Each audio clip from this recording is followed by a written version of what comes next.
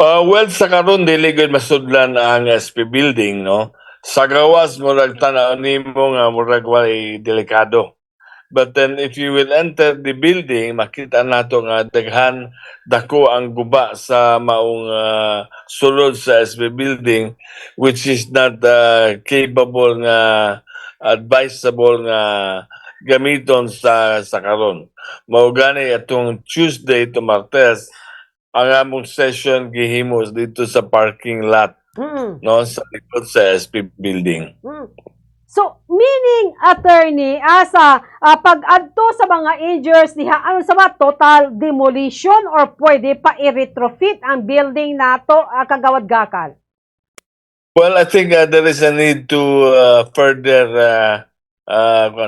study, i-review, tanawon maayo ang building kung unsa ba gyud ang dapat himuon, no?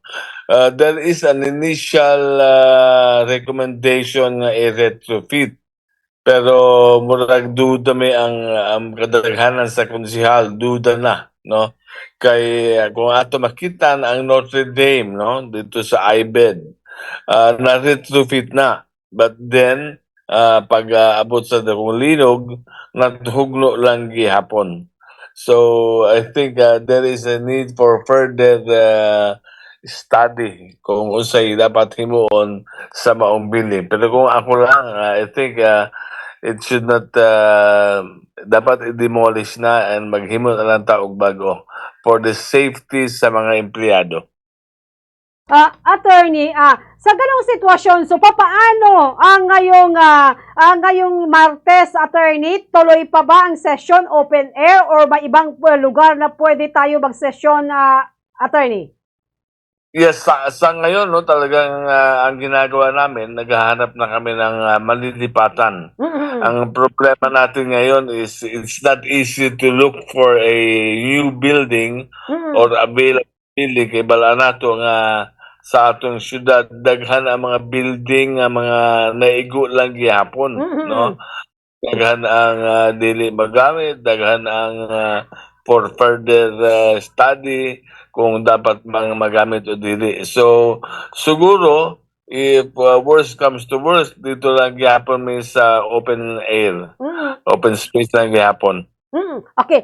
Attorney, sa sitwasyon nato karon kay kung tan-awon nato sa palibot, attorney, mingaw pa kayong syudad, daghan pa ang close kabaga establishmento. So, unsay may mga nahuna-hunaan mo, attorney, nga mga sugyot balaod nun, mag-fit, maghaom sa panginahanglanon or in the future, alang sa dakbayan sa Los Santos, Kagawad, Gakal?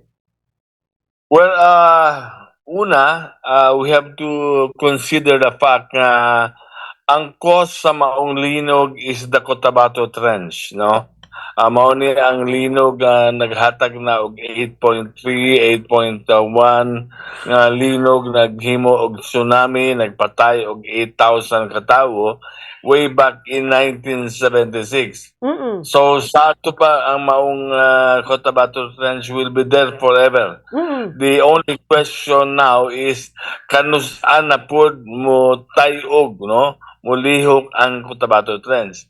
So I think there is now a need for an ordinance in the city na there should be a strict compliance of the National Building Code. And I'm already thinking about passing an ordinance regarding the construction of buildings, houses in Jansan.